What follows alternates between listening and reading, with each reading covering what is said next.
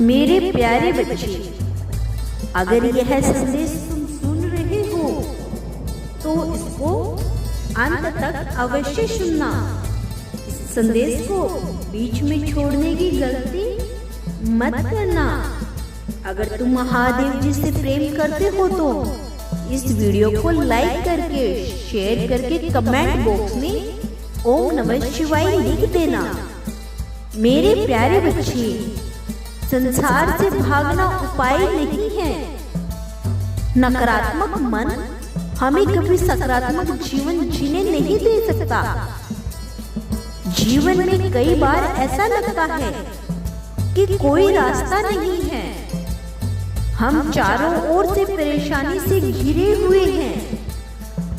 ऐसे समय में हिम्मत नहीं हारनी है मेरे बच्चे, बल्कि परमात्मा का स्मरण करके जो सही लगता है वो कार्य करते जाना है। जब तक हिम्मत से समस्याओं का सामना कर लेती हैं और सकारात्मक सोचती हैं तो मन में आशा जगती है और वो ही आशा सफल बनाती है। मेरे प्यारे बच्चे, संसार से भागना, जीवन से निराश होना उपाय नहीं है। एक पल एक दिन को बदल सकता है। एक दिन एक जीवन को बदल सकता है और एक जीवन इस पूरी दुनिया को बदल सकता है। जब मन चिंता और भय से खाली होने लगता है तब शांति, शक्ति और आनंद से भर जाता है। यही राजयोग है मेरे बच्चे, जो हमें परमात्मा तक पहुंचाने की कला सिखाता है।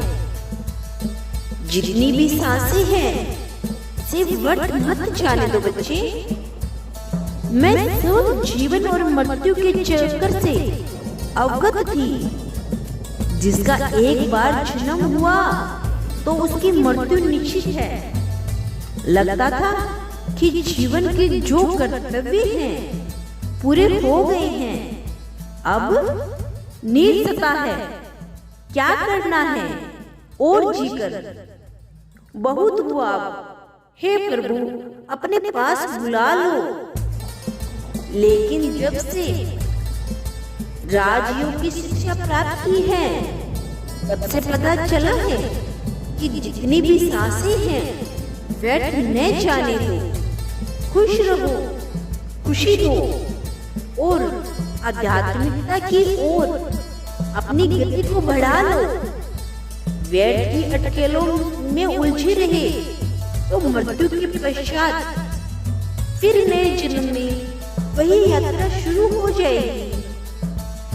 जन्म से मृत्यु तक का सफर कठिन है, सरल नहीं है मेरे बच्चे, लेकिन इसे सरल बनाया जा सकता है।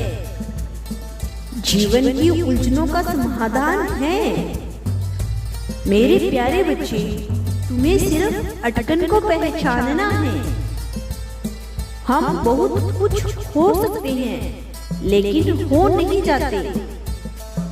बाबा कहते हैं, एक बार उन्होंने अपने शिष्यों से नदी के तट पर खड़े होकर पूछा कि नदी के प्रभाव में इतनी सारी लकड़ियां बहती हुई जा रही है, क्या ये सारी की सारी सागर में मिल जाएगी?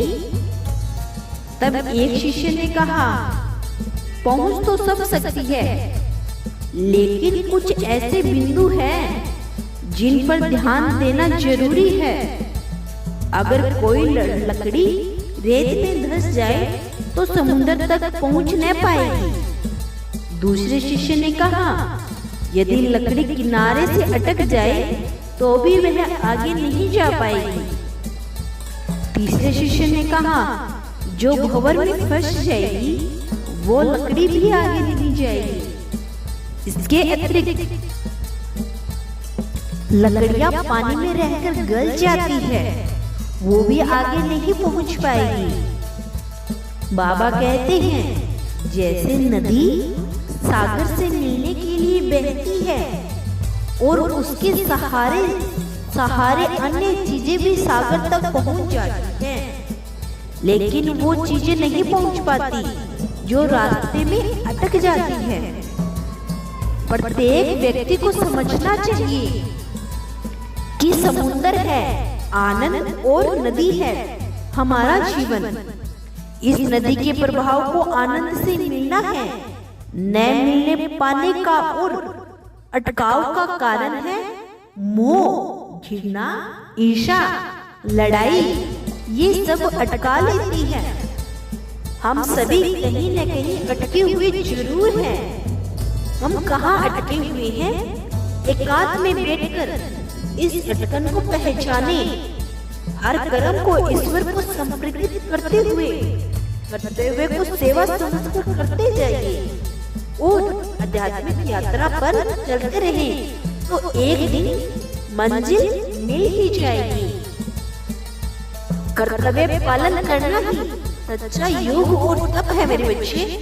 सारी जिम्मेदारियों को त्याग करके पहाड़ों पर बैठकर तप करना तो सरल है, लेकिन राजयोग सिखाता है कि परिवार में सबके बीच रहकर धीरज बनाए रखना और कर्तव्य पालन करना ही सच्चा योग और तप है। मेरे प्यारे बच्चे, मैं तुम्हें क्या समझाना चाहती हूँ तुम समझ चुके हो। अगर कल भी मेरी वीडियो सुनना चाहते हो तो चैनल को लाइक करके सब्सक्राइब कर दीजिए, और कल भी मेरा संदेश सुनना चाहते हो तो यस अवश्य टाइप करना। ओम नमः शिवाय। तुम्हारा कल्याण हो मेरे बच्चे।